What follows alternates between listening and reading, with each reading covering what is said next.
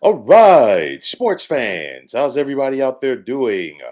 William Martin coming at you one more time here on YouTube with another edition of the 300 Pounds of Sports Knowledge Podcast. For all of those who expected this Saturday in college football to be uneventful, think again. As you know, we're seeing some of the ranked teams being pushed to the limit as we speak. And one contest that I definitely want to talk about is the one that we saw this afternoon between the Kansas State Wildcats and the Missouri Tigers, as there was plenty of excitement on the field in Columbia. Now, this was a back and forth affair that culminated in a 61-yard walk-off field goal by Missouri kicker Harrison Mevis. And this had to be the makings. This had the makings, rather, of being a good contest from the outset. As to me going in, it was a toss-up. I went back and forth throughout the week with my pick for this one. And ultimately, I went with K State. But honestly, I thought it was going to be a tight one throughout. It was. And even up until the very end, I felt both teams had legitimate opportunities to win this contest. This was a big win for Missouri as they were blown out in Manhattan last year by the eventual Big 12 champs. You look at quarterback Brady Cook for the Tigers today, played hurt, but he still went out there and had 23 of 35 passing for 356 and a pair of touchdowns. Both of those touchdowns coming to wide receiver Luther Burden III, who K State's defense never really had an answer for all afternoon, as he had 7 catches for a buck 14, and of course, being on the receiving end of both of those touchdown grabs. This was a signature win for Missouri head coach Eli Drinkwitz and his program. Now, yes, Missouri and K State are not in the same conference, but this was a win over a ranked team. And you go back to last year, Missouri welcomed the defending and eventual national champion Georgia Bulldogs to Columbia. They had them on the brink and they were unable to seal the deal. But this time around, this was a ranked K State team, a good K State team, a K State team that has a potential to repeat as Big 12 champions. And Missouri hung with them, and they were able to find a way to pull it out in the end. Now, don't get me wrong, and this is not a slight to Missouri. I don't see them winning the SEC this year. That does not mean that the Tigers won't be formidable. And I think this win today definitely has to give them confidence when a conference play is going to begin, because you're talking about a situation for Missouri. They have to deal with the likes of LSU, Georgia, and Tennessee, just to name some of the heavyweights that they got to face this year. Now, Harrison Mevis won't have to buy a drink within the Columbia city limits ever again after he made that clutch kick. And let's go back to right before that, when the Tigers got called for a delay of game penalty, no more timeouts left. So instead of looking like they were going to set him up for a 56-yard kick, it was a 61-yard kick.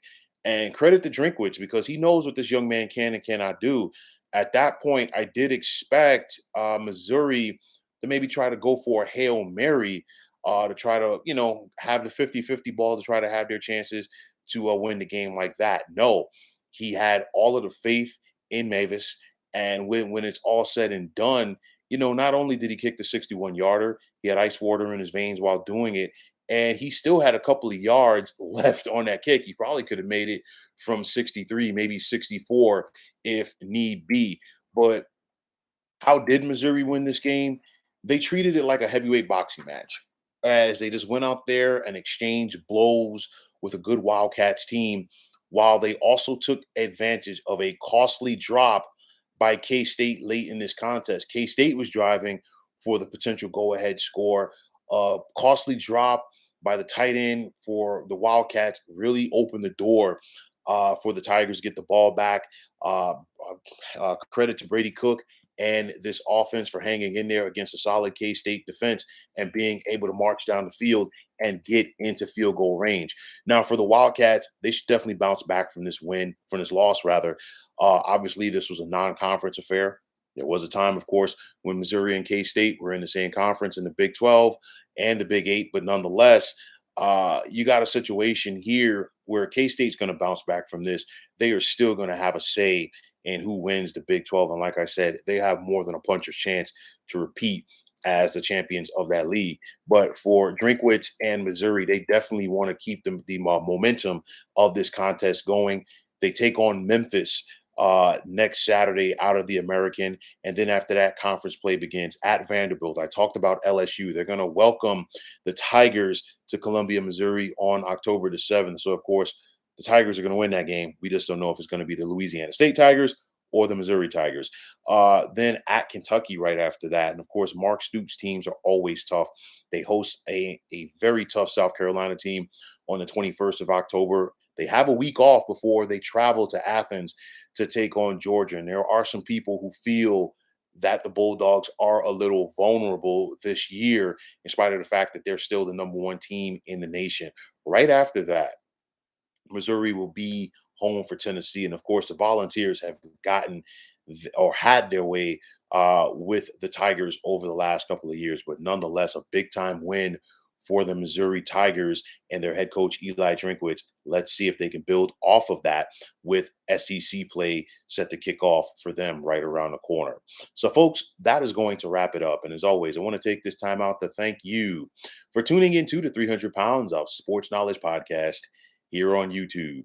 I want to take this time out to thank all of you fine folks out there for tuning in. And if you have not already, please feel free to subscribe to this channel. Now, if you're on Twitter, please feel free to follow me at 300 Pounds of Sports. And like I always say, if you follow me, it will be my pleasure to follow you right back. There's also the sports discussion group on Facebook at the Sports Depot 365. Now, you can check it out.